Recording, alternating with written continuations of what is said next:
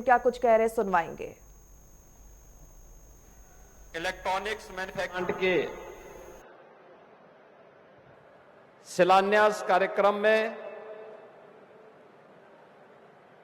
आज जेवर में पधारे भारत सरकार के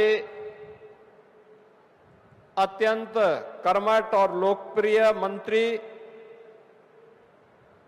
केंद्रीय रेलवे एवं इलेक्ट्रॉनिक्स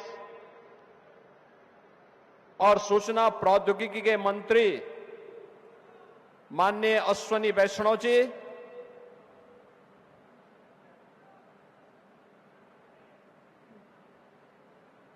अत्यंत लोकप्रिय और कर्मठ केंद्रीय मंत्री पर्यावरण, वन, जलवायु परिवर्तन मंत्रालय माननीय श्री भूपेंद्र यादव जी,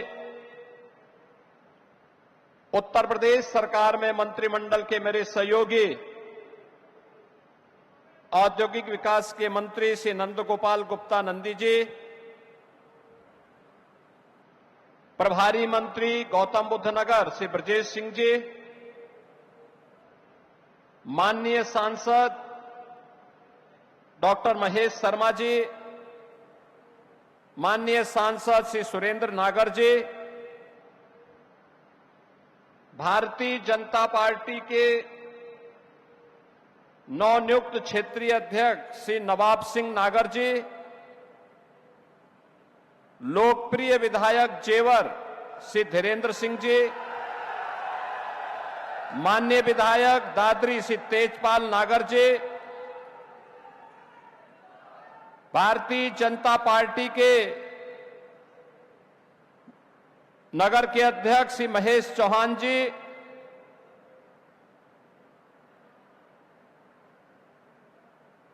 एग्जीक्यूटिव चेयरमैन अंबर group Shri Jasvir Singh ji, managing director Shri Daljit Singh ji, CEO Korea circuit mister यांग हो चो, आज के इस कार्यक्रम में उपस्थित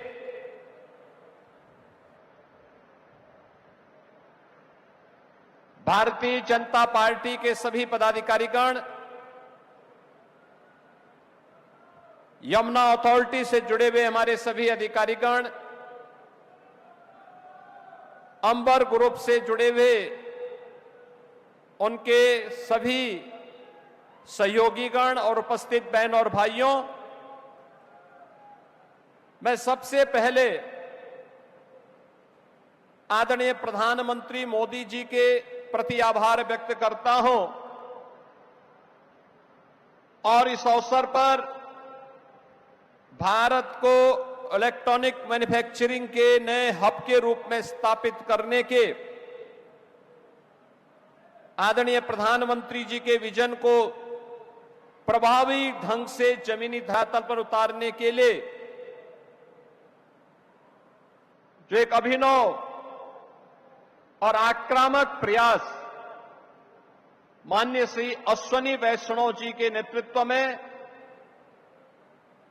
प्रारंभ हुआ है, इस अवसर पर मैं माननीय अश्विनी वैष्णव जी का और इस प्रकार के बड़े प्रोजेक्ट को किसी भी प्रकार की बाधा से मुक्त करने के लिए, पर्यावरण की सहमति प्रदान करने के लिए केंद्रीय पर्यावरण, वन और जलवायु परिवर्तन मंत्री माननीय भूपेंद्र यादव जी का मैं उत्तर प्रदेश की धरती पर हृदय से स्वागत करता हूं, अभिनंदन करता हूं। बहन और भाइयों, पिछले दिनों उत्तर भारत की पहली सेमीकंडक्टर की यूनिट की शिलान्यास कार्यक्रम में भी माननीय अश्विनी वैष्णव जी का सानिध्य इस क्षेत्र के लोगों को और उत्तर प्रदेश के नागरिकों को प्राप्त हुआ था। सेमीकंडक्टर यानी यह आज की दुनिया की सबसे बड़ी ताकत है। और उस ताकत का केंद्र बिंदु या क्षेत्र बने। और आज इलेक्ट्रॉनिक कंपोनेंट के नए हब के रूप में इस क्षेत्र को स्थापित करने के लिए हमारे दोनों मंत्रियों ने जो रुचि ली वो अद्भुत था। यानी अन्य लोगों के लिए अकल्पनीय है कि जो चीज दुनिया से हम आयात करते हैं वह हमारे यहां बने और उसको हम दुनिया को निर्यात करें। भारत को इलेक्ट्रॉनिक कंपोनेंट के हब के रूप में स्थापित करना है और स्वयं आज यहां पर आए हैं। हम सबको आह्लादित कर रहा है क्षण। मैं सचमुच इसी आक्रामक रणनीति और प्रेरणादायी नेतृत्व के नाते ही आज कभी उत्तर प्रदेश का जंगल राज कहा जाने वाला जेवर आज मंगल राज के रूप में बदल गया है। अभी मैं जेवर एयरपोर्ट में लैंड किया था। कितनी शानदार एयरपोर्ट की सौगात प्रधानमंत्री जी के कर कमलों से मिली है और अब उसने कॉमर्शियल फ्लाइट शुरू कर दी है। अनेक यहां पे निवेश के प्रस्ताव आ रहे हैं। आज का ही जो निवेश का जो शिलान्यास हो रहा है वह 6,785 करोड़ रुपए का है। आप सोचो, यहां पे अंबर ग्रुप के साथ कोरिया सर्किट, इसमें उनके साथ मिलकर के एक ज्वाइंट वेंचर बना करके इनके द्वारा ये निवेश यहां पे किया जा रहा है। कोरिया के साथ उत्तर प्रदेश का बहुत पुराना संबंध है। कोरिया के इतिहास में यह मान्यता है कि उनकी रानी क्वीन हो अयोध्या की राजकुमारी रत्ना थी और जो जल मार्ग से कोरिया पहुंची थी। हम लोगों ने कोरिया के फर्स्ट लेडी के उत्तर प्रदेश आगमन के अवसर पर एक पार्क भी वहां पर क्वीन हो की स्मृति में बनाया है अयोध्या में। वहां के एम्बेसडर स्वयं अयोध्या पधारे थे और आज भी उस स्मृति को स्मरण करते हुए वे भावुक भी होते हैं और भारत के साथ एक आत्मीय संबंध भी जोड़ते हैं। कैसे आक्रामक रणनीति हो, समर्पण का भाव हो और आत्मानुशासन हो, कैसे कोई देश इलेक्ट्रॉनिक मैन्युफैक्चरिंग का हब बन सकता है। कोरिया उसका उदाहरण अतीत में बन चुका है और आज ये हमारा सौभाग्य है कि आदरणीय प्रधानमंत्री श्री नरेंद्र मोदी जी का यशस्वी और विजनरी लीडरशिप हम सबको प्राप्त हो रहा है। उनके दूरदर्शी नेतृत्व में ही आज देश के अंदर तेजी के साथ विकसित हो रही भारत की अर्थव्यवस्था एक नए प्रतिमान को स्थापित कर रही है। और यह क्षेत्र जो उत्तर प्रदेश जिसके सामने कभी पहचान का संकट था, वह उत्तर प्रदेश अब पहचान के लिए मोहताज नहीं है। कानून व्यवस्था की बेहतर स्थिति,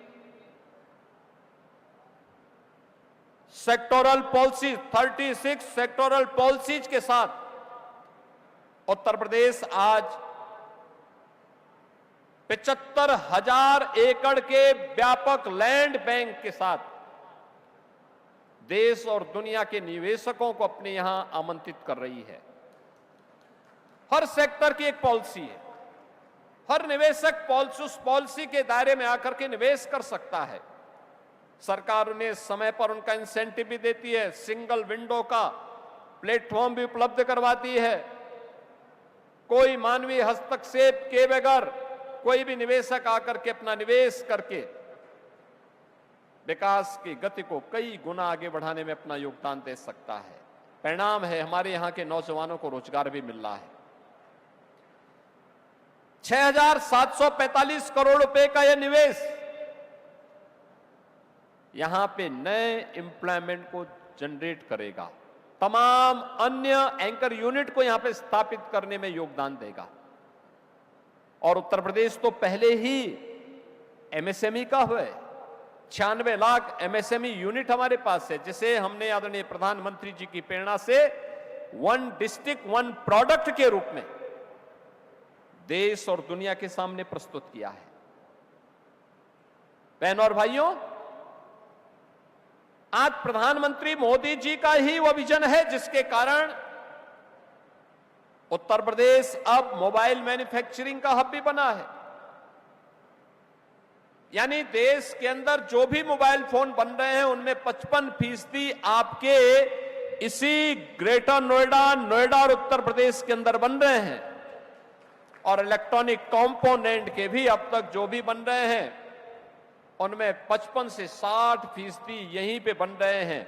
और मेरा मानना है कि अंबर ग्रुप के साथ कोरिया सर्किट का यह निवेश इलेक्ट्रॉनिक मैन्युफैक्चरिंग की दिशा में एक नया क्रांतिकारी कदम होगा। ये निश्चित ही उत्तर प्रदेश के माध्यम से भारत की उस उड़ान को, जो प्रधानमंत्री मोदी जी का विजन है 2047 में भारत को विकसित भारत के साथ खुशहाल भारत बनाना है, आत्मनिर्भर भारत बनाना है, उस आत्मनिर्भर भारत की संकल्पना को पूरा करने के लिए इसकी शुरुआत हमारे प्रदेश से, हमारे जनपद से, हमारे नगर से, हमारे गांव से शुरू होती है, हर नागरिक से शुरू होती है।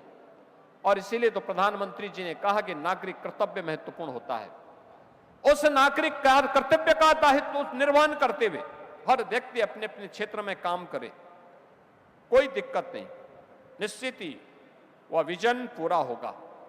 और मेरा मानना है कि इस प्रकार के निवेश उत्तर प्रदेश को एक नई पहचान भी दिलाते हैं।